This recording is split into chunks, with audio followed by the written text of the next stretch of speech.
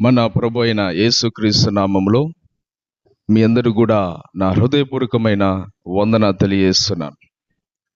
ఈ సమయంలో దేవుని యొక్క వాక్యాన్ని మనం చదువుకొని ధ్యానించుకుందాము. కీర్తన గ్రంథము 27వ అధ్యాయము 10వ వచనాన్ని చదువుకుందాం. నా తల్లిదండ్రులు నన్ను విడిచినను యెహోవా నన్ను చేరదీయును. ఇక్కడ చదువుకున్న వాక్యములో మనం గమనిస్తే కీర్తనకారుడు దావీదు ఏమంటున్నాడంటే, నా తల్లిదండ్రులు నన్ను విడిచినను యెహోవా నన్ను చేరదీస్తాడు అంటున్నాడు. చూడండి, ప్రతి తల్లిదండ్రులు కూడా వారి యొక్క బిడ్డల పట్ల ఎంతో ప్రేమ జాలి కలిగి ఉంటారు. నా పిల్లలు ఒక మంచి స్థితిలోకి రావాలి, వాళ్ళకంటూ ఒక మంచి భవిష్యత్తు ఉండాలి, వారికంటూ ఒక మంచి జీవితం ఉండి ఒక ఉన్నత స్థితిలో ఉండాలి, వారు గొప్పగా ఎదగాలి అనేసి ప్రతి తల్లిదండ్రులు కూడా వారి యొక్క పిల్లల కోసం ఎంతో కష్టపడతారు, ఎంతో ప్రయాసపడతారు, ఎంతో ప్రేమ కలిగి ఉంటారు. ప్రతి తల్లిదండ్రులు కూడా వాళ్ళ పిల్లల పట్ల ఎంతో బాధ్యత కలిగి, మరి ఎంతో భారం కలిగి వాళ్ళ పిల్లల కోసం కష్టపడతారు.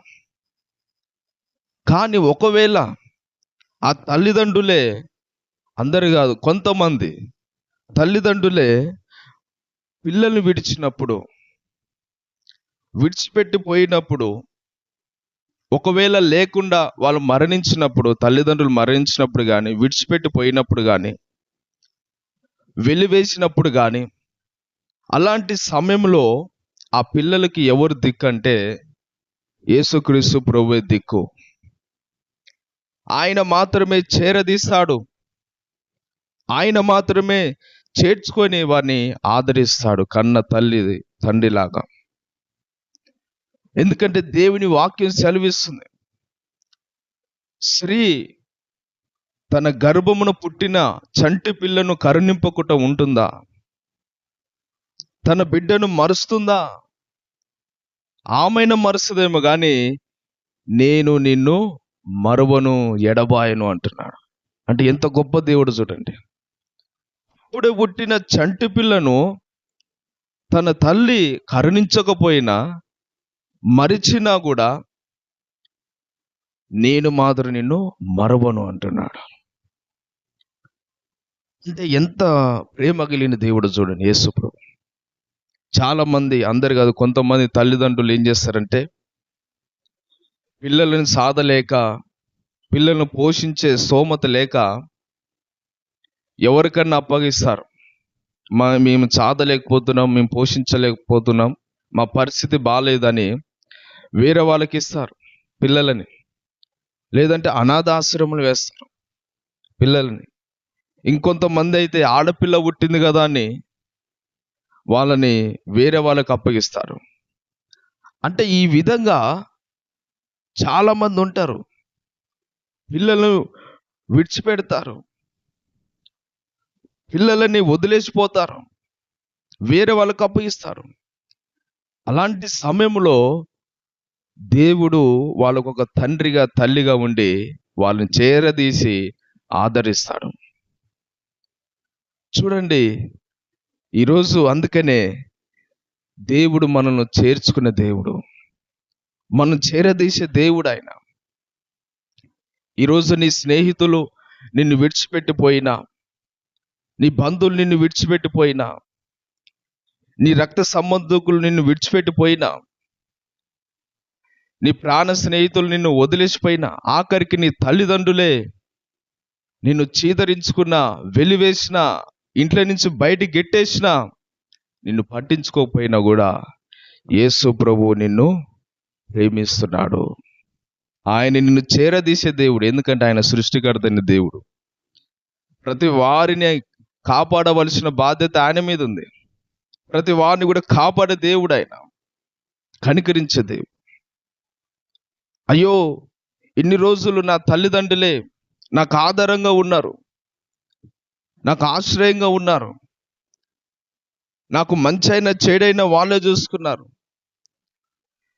నాకున్న అవసరతలు తీర్చినారు, నా బాధలలో తోడుగున్నారు, నాతో మాట్లాడినారు, నాకు ఏ సమస్య వచ్చినా కూడా తీర్చినారు, అన్ని విషయాలు నాకు సాయం చేసిన నా తల్లిదండ్రి ఈరోజు నా తల్లిదండ్రులు నన్ను విడిచిపెట్టిపోయినారు అనుకుంటున్నావా? నీ తల్లిదండ్రులు ఒకవేళ లేకపోవచ్చు, నీ తల్లిదండ్రులు నిన్ను విడిచిపెట్టిపోవచ్చు, ఎవరు నీకు సాయం చేసేవారు లేకపోవచ్చు, కానీ యేసుప్రభు అంటున్నాడు ఆయన నిన్ను చేరదీసే దేవుడు. ఎందుకంటే తల్లిదండ్రులైన ప్రేమ అది కొంతకాలం ఉంటుంది, మనుషుల ప్రేమ కొంతకాలమే, కానీ యేసుప్రభు ప్రేమ అది కొంతకాలం ఉండేది కాదు, ఇంతలో కనబడి అంతలో మాయమైపోయేది కాదు.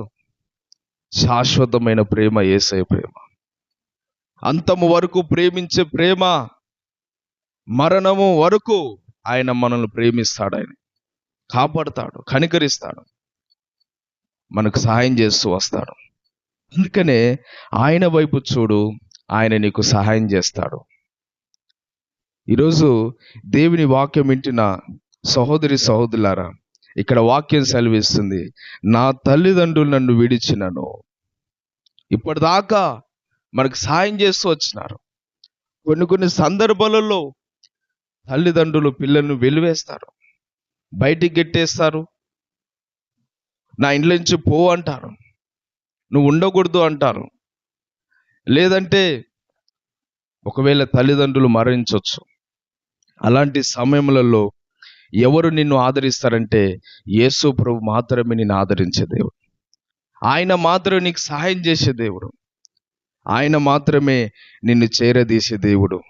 అందుకనే బైబిల్లో ఒక మాట ఉంది, దేవుడంట ఆయన పరిశుద్ధ స్థలములో పరలోకంలో ఉండి తల్లిదండ్రులు లేని వారికి తండ్రిగా ఉన్నాడంట, ఎదవరాళ్ళకి న్యాయకర్తగా ఉన్నాడంట ఆయన. చూడండి ఎంత గొప్ప దేవుడు.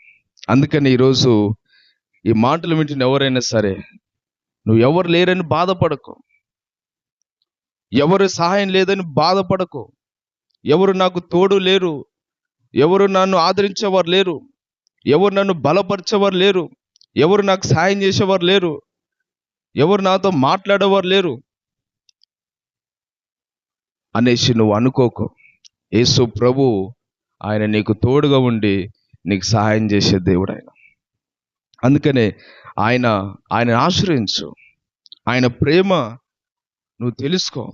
ఆయన నిన్ను ప్రేమిస్తున్నా. ఎవరు నిన్ను ప్రేమించకపోయినా కూడా, నీ పరిస్థితిని బట్టి, నీ స్థితిని బట్టి, ఎవరు నిన్ను ప్రేమించకపోయినా, ఎవరు నిన్ను ఆదరించకపోయినా, యేసు ప్రభు నిన్ను ప్రేమిస్తున్నాడు, ఆదరిస్తాడు, ఆయన నిన్ను చేరదీస్తాడు. నువ్వు ఏ స్థితిలో ఉన్నా కూడా, యేసయ్యా నన్ను కరుణించాయా, నన్ను చేరదీసుకొని ఆయన అని ప్రార్థన చేస్తే దేవుడు ఖచ్చితంగా ఆయన నిన్ను చేరదీసుకొని తన బిడ్డగా నిన్ను స్వీకరించుకొని తల్లిదండ్రుల కన్నా ఎక్కువగా ఆయన నిన్ను చూసుకుంటాడు.